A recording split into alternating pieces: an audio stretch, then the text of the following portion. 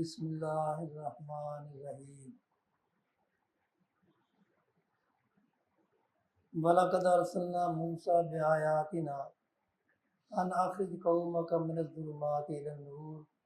وَذَكِّرْهُم بِأَيَّامِ اللَّهِ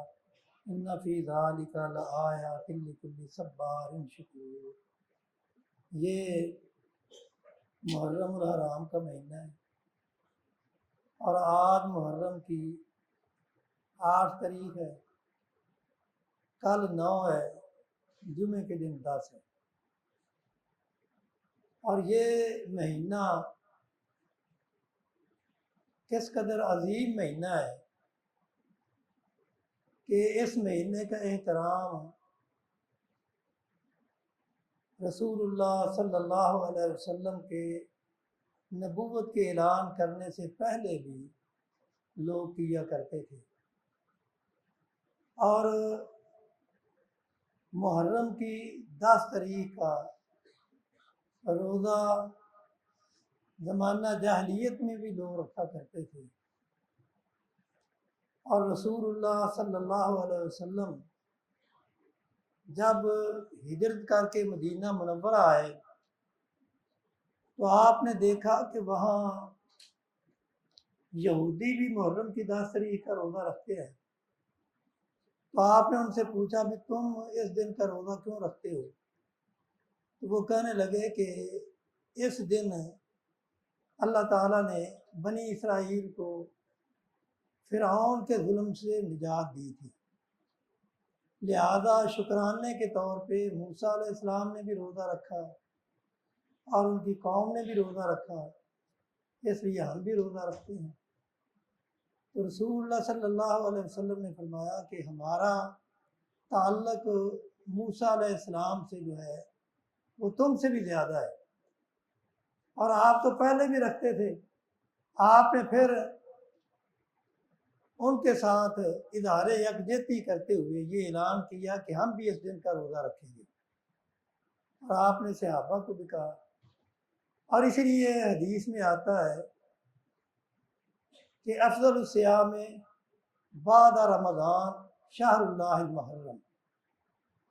وافضل الصلاۃ بعد الفریضۃ صلاۃ اللیل، کہ رمضان کے بعد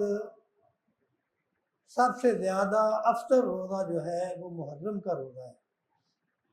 جیسا کہ فرض نماز کے بعد سب سے زیادہ افضل نماز وہ رات کی نماز ہے، تہجد کی نماز ہے۔ تو یہی وجہ ہے کہ رسول اللہ صلی اللہ علیہ وسلم خاص طور پہ اس دن کا روزہ رکھتے ہیں، اور اللہ تعالیٰ نے موسیٰ علیہ السلام کو بھی یہ فرمایا کہ ہم نے آپ کو نشانی یہ دی ہے کہ آپ اپنی قوم کو اندھیروں سے نکال کے روشنی کی طرف لے آئیں، وذکرہم بایام اللہ، اللہ تعالیٰ نے جو نعمتیں ان کے اوپر کی ہیں وہ ان نعمتوں کے ذریعے ان کو وعظ و نصیحت کریں، اور ان نعمتوں میں سے بڑی نعمت یہ تھی کہ اللہ تعالیٰ نے بنی اسرائیل کو فرعون کے ظلم و ستم سے نجات دلائی، اور فرعون کو اور اس کی قوم کو پانی میں غرق کیا ان کے سامنے۔ یہ بہت اللہ تعالیٰ کی نعمت تھی، بہت بڑی نعمت تھی، لہذا موسیٰ علیہ السلام بھی روزہ رکھتے رہے، رسول اللہ صلی اللہ علیہ وسلم نے بھی روزہ رکھنے کی ترغیب دلائی، بلکہ آپ نے فرمایا کہ محرم کی 10 تاریخ کا روزہ رکھنا یہ گزرے ہوئے ایک سال کے گناہوں کا کفارہ ہے، یعنی اللہ تعالیٰ پورے ایک سال کے گناہ اس ایک روزے کی وجہ سے معاف کر دیتے ہیں۔ حضرت عائشہ رضی اللہ تعالیٰ عنہ بھی روایت کرتی ہیں کہ رسول اللہ محرم کا روزہ رکھتے تھے،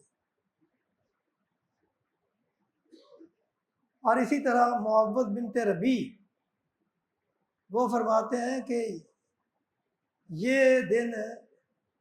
بڑا عظیم دن ہے، اور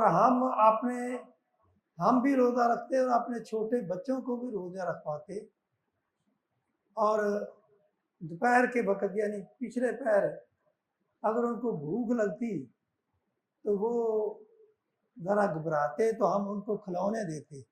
تاکہ ان کھلونوں سے اپنا دل بہلائیں اور شام تک وہ روزہ اپنا مکمل کر لیں۔ تو یہ رسول اللہ صلی اللہ علیہ وسلم کا عمل ہے، اور آپ ہر سال 10ویں محرم کو روزہ رکھتے ہیں، اور آخری سال میں آپ نے فرمایا کیونکہ یہ یہودی بھی روزہ رکھتے ہیں تو میں چاہتا ہوں کہ ان کی مخالفت کروں، اگر اللہ تعالیٰ نے آئندہ مجھے زندہ رکھا تو میں 9ویں اور 10ویں کا روزہ رکھوں گا۔ اور آپ نے بعض احادیث میں یہ بھی فرمایا کہ 9ویں 10ویں کا یا 10ویں اور 11ویں کا روزہ رکھو اور یہود کی مخالفت کرو۔ تو اس لیے یہ اس دن روزہ رکھنا چاہیے۔ کل 9 ہے اور جمعے کو 10 ہے، اور یہ روزہ بڑی فضیلت والا روزہ ہے، لیکن ہمارے ہاں عموماً سنت پہ عمل نہیں کیا جاتا، بدعت کو بڑا رواج دیا جاتا ہے۔ یعنی سنت تو روزہ رکھنا ہے اور بدعت ہے کھانا پینا۔ ہمارے ہاں کھانے پینے کا بڑا رواج ہے، آپ دیکھتے ہیں کہ ابھی سے بازاروں میں پانی کی سبیلیں اور یہ نان وغیرہ تقسیم کرنے،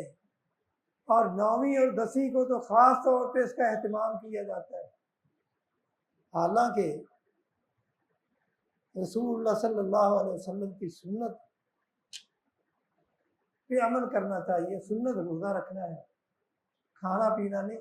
کھانا پینا ہے افطاری کے بعد جتنا چاہے کھاؤ پیو، لیکن دن کو روزہ رکھو۔ یہ رسول اللہ صلی اللہ علیہ وسلم کی سنت ہے، سنت کو اپناؤ، بدعت سے بچو، اس سے بچنے کی کوشش کرو۔ کیوں؟ اس لیے کہ بدعت جو ہے وہ ایمان کی تباہی کا باعث بنتی ہے، اور سنت جو ہے ایمان کی تازگی کا باعث بنتی ہے۔ اللہ تعالیٰ ہمیں سنت کے مطابق عمل کرنے کی توفیق عطا فرمائے،